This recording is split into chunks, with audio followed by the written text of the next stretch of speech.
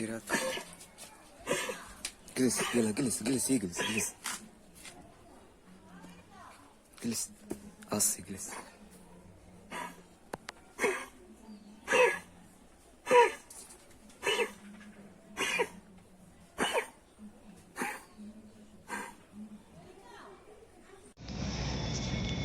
كيفاش كاين الاخوان الاخوات في هذا الفيديو هذا الصغير اللي حكينا على هذا المسكين اللي ما عقدش يتنفس وعنده الكحه قاصحه. هذا الكلب هذا الخوت عنده سؤال بيت الكلب اللي كنقول له، ولا سؤال الكلب اللي هي لاتو دي شوني. سؤال الكلب او سؤال بيت الكلب هو واحد العدوى تنفسيه كتسببها البكتيريا والفيروسات اللي كتاثر على الرئتين تاع الكلب والقصبه الهوائيه والحنجره. والبكتيريا الاكثر شيوعيا وراء هاد الكحه وهذا السؤال ديال الكلب كتسمى بورديتيلا برونشيسبتيكا. هي كتشبه البكتيريا اللي كتسبب السعال الذكي عند البشر. السعال الذكي اللي هي لا كوكليش غالبا ما كتكون بسبب سبب سعال الكلب واحد المزيج والخليط من بورديتيلا والفيروسات. منها هاد الفيروسات منها كما اش كنقول ليها لادونيز فيروس اللي هما مصنفين في الفيروسات من النوع الثاني. حتى مثل داء الكلب حتى هو او الانفلونزا الكلاب. هاد الفيروسات كتضعف الجهاز المناعي وكتهاجم الخلايا في الجهاز التنفسي. هذا المرض كيفاش ما كيصيبش غير الكلاب، بل حتى الحيوانات الاخرى مثل القطط حتى هما كيتصابوا به، الارانب، الخيول، حتى البشر ايضا يمكن يتصاب فيه من الحيوان ديالو، يمكن يتعادى من الحيوان ديالو. علاش هذا المرض كيعادي كونتاجي. الاشخاص اللي كيتصابوا به بزاف هما الاشخاص اللي كيعانيوا من ضعف الجهاز المناعي، بحال هذوك اللي عندهم الله يحفظنا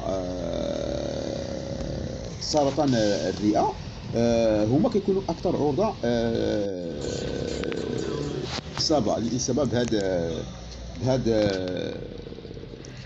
دابا غادي نعرف كيفاش كتصاب الكلاب بهذا السؤال وكيفاش كينتشر هذا السؤال.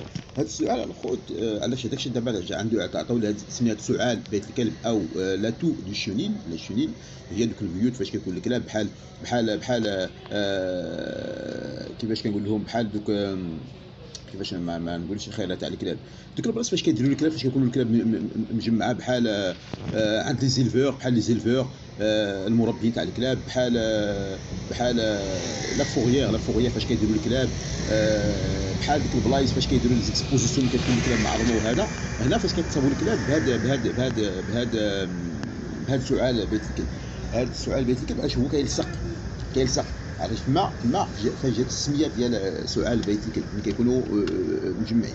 وكيفاش كينتشر هاد سميتو بحال الانفلونزا. هذا المرض ينتشر عن طريق الفم بمجرد الاصابه بطريق الفم ولا الانف. هو معدي، هذا سميتو هو معدي للغايه، ولكن يمكن العلاج ديالو عاده في الكلاب الصحيحه، ويمكن تكون العدوى مهدد لحياه فقط تاع الجراء اللي كيموتوا بها بزاف، والكلاب المسنه حتى هي، والكلاب اللي منعتها اللي ما عندهاش المناعه ولا المناعه ديالها ناقصه بزاف. يمكن مرض السعال انتشر من خلال من عده وسائل وطرق. الاولى هي القطرات المحموله في الجو عندما الكلب كينبح ولا كيعطس. ديك يمكن البكتيريا تنتقل في الهواء وتلصق في قلب اخر، غير في ذاك العطس ولا داك النباح. دوك القطرات اللي كيمشيو في الهواء كيتسميتو. ولا الاتصال المباشر الى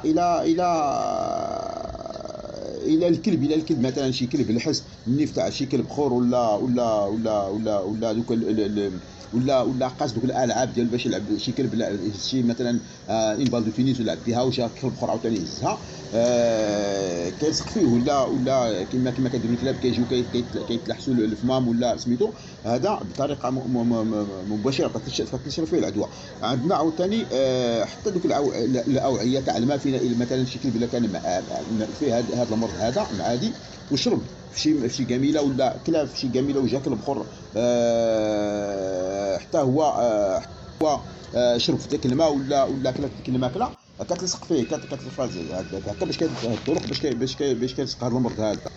وما كاينش حتى شي سلاله زعما الخوت اللي كتضرب بهذا المرض خصوصا، ما كان حتى زعما شي سلاله هي لا كاع السلالات هذا المرض هذا المرض كيضربهم. ماشي زعما كاينه سلاله هي باين على كيضربها بزاف هذا المرض، وهذه السلاله لا هذا المرض هذا كيضرب كامل. راه هو بحال الروح اللي كيكون في البشر، غير هو كما قلت لكم الجرو الصغير الا شدوا مزيان كيقتلوه، والجرو والكلب الكبير المسن حتى هو كيقتلهم. اما الكلب اللي هو بصحته راه كيدوز ليه زعما داكشي غير على حسب الوقت وصافي. دابا غادي نهضروا على شنو هي الاعراض ديال سعال بيت الكلب او سعال الكلب في الكلاب وحتى في البشر. منين كتبدا بمجرد كيتصاب الكلب كيبدا الكلب في واحد السلسله ديال الاعراض المحدده بوضوح. الاكثر اللي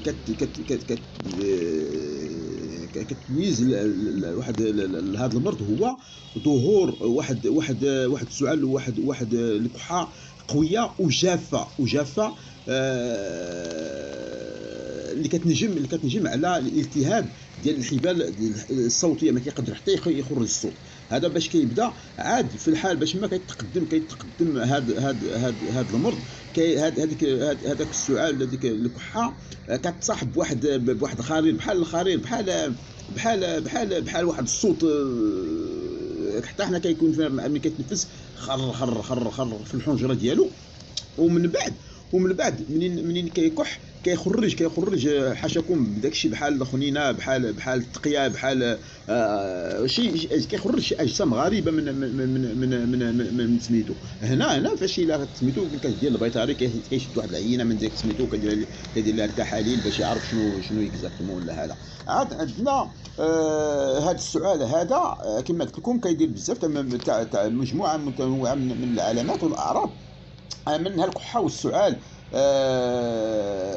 قوي ولا صاخب الا قدرنا نقولوا، العطس حتى هو كيعطس، السيلان تاع الانف، فقدان الشهيه، الخمول، الحراره ديالو كطيح ليه كتنخفض الحراره ماشي كطلع كتنخفض.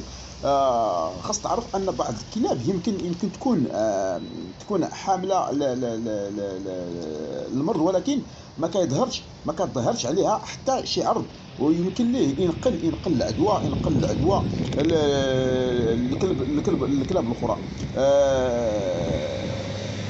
كتعافى معظم الكلاب من هذا السؤال هذا في غضون 3 حتى 6 اسابيع كتبرا، 3 اسابيع وحتى من بين 3 حتى 6 اسابيع كتبرا. بحالنا حنا فينا داك الروح اللي كنقولوا له سميتو ديك الكحه. والاشخاص اللي كيتصابوا بسعال الكلب كيعانيوا من بعض الاعراض اللي هي الكحه المستمره، التهاب الحلق، الصعوبه باش تبلع الماكله، ضيق ومشاكل في التنفس، الحمى واعراض تنفسيه اخرى. وهذا سعال الكلب الخوت كتعرف ملي كتسمع واحد، ملي كان الكلب كيكح ولا حتى البشر، وكتسمع واحد الصفير ملي كيتنفس، واحد الصفير كيخرج ليه من القرجته ديالو، بلا ان القرجته تحكات وتجرحات. هذا واحد الصفير كيمشي مع سميتو كما قلت لكم. حتى كتكون بزاف، كتصابوا بزاف الكلاب اللي كيكونوا عايشين اون جروب في لي شونيل، في هذا باش كتعرف هذا السعال. وكنحسوا بحال كان شي حاجه لاصقه لنا في القرجه ديالنا، لاصقه حتى الكلب بحال هكذاك، لاصقه لي في القرجوطه ما كيقدش تحيدها ولا حتى الكلب يحيدها. هذا باش كنعرفوا هذا السعال الخوت. وواحد الحاجه الخوت عاوتاني، واحد الحاجه نسيت ما قلتها لكم. الى تجمعات هذا بوغديتيلا مع باغالفليونزا، كيكونوا واحد ذاك كيعطونا واحد هذا تراتيف برونشيت، واحد التراكيو برونشيت اللي هي هذا السعال هذا. هنا كيكون صعيب. اون جينيرال كتبان لنا من 3 حتى 4 ايام، وكتمشي كطول حتى 10 ايام كاع. وديك الساعه واخا منين كتحيد من الكلب، مثلا من الكلب كيبقى مازال خاطر على الكلاب اخرين، وكيلصق الكلاب واخا هو برا، ولكن ما جات تحيد منه حتى تبقى في تقريبا هاد لي باكتيري ديال بوغديتيلا تقريبا 14 سيمانه، كتبقى اكتيف تقريبا 14 سيمانه واخا الكلب هو برا، ولكن مازال كيلصق في الكلاب اخرين. واخا هذا كما قلت لكم، الى تصاب الكلب اللي هو صحيح ماشي الجرو، ماشي الكلب اللي هو مسين، واخا تصاب زعما بهذا المرض حتى لواحد الحد، زعما واحد الحد قاصح، واخا الكلب ما كياكلش سميتو، زعما ماشي هاد نفسه ماشي قتاله، ماشي معطل، ماشي قتاله، ماشي بحال مثلا مرض دوكاري. دابا الخوت غادي نهضروا على كيفاش العلاجات لو تريتمون ابيتيال ديال هذا سعال بيت الكلب. ملي كتدي الكلب عند البيطري كيعطي لك لي زونتيتوسيف ولا الدواء الكونتر اللي هو ضد الكحه، وكيعطي لك دي زونتيبيوتيك معاهم على حسب الحراره تاع الكلب. وهذا الشيء اللي كيعطيك، ما كيعطيكش زعما شي حاجه هي خارقه للعاده، شي بحال حنا الا درك الرواح راه كيعطيو لك داك الشيء اللي كيعطي لك الرواح، زعما شي حاجه خفيفه، ماشي شي حاجه زعما خارجه للعاده. ومع ان الكلاب هما فعلا هاد ملي كتكون عندك هاد سميتو كتكون عندك الكحه الناشفه ماشي الرطبه، ديك الناشفه لاكتاريا كيعطي لك هذا غوبيتيسان اللي هو ديكستوميثورافان. هادشي اللي كيعطيك بزاف. فوالا. ولكن حنا اليوم عاد بون نورمالمون كاين واحد الفاكسان اللي كل 4 شهور كيديروها الناس الكلابات ديالهم. ولكن بون راه حتى لي فاكسان، الا كثرتي الفاكسان الكلاب راه ان شاء الله حتى نهضروا عليها، راه ما مزياناش. بون ولكن عاود ثاني كما غادي نهضروا على سميتو. وحنا اليوم غادي نهضروا على داكشي اللي هو طبيعي عادي اللي كيداوي وكي كيفاش وكيوقي الكلب من سميتو. اول حاجه كما كنستعملوا حنا عندنا العسل الحر والزيت تاع الكوكو، الزيت الحر والزيت الحر والزيت تاع العسل الحر والزيت تاع الكوكو راه مزيان لهاد الكحه، سواء لينا حنا ولا الكليبات ديالنا. بون ولكن هاد العسل هذا غاليه بزاف، كتكون في النيوزيلند اللي هي لو ميل دو مانوكا. هي الجميع على امراض جميع البكتيريا. هذا الميل دو مانوكا، هذا العسل تاع مانوكا عندها شي خصائص ولا بروبريتي اونتي بكتيريان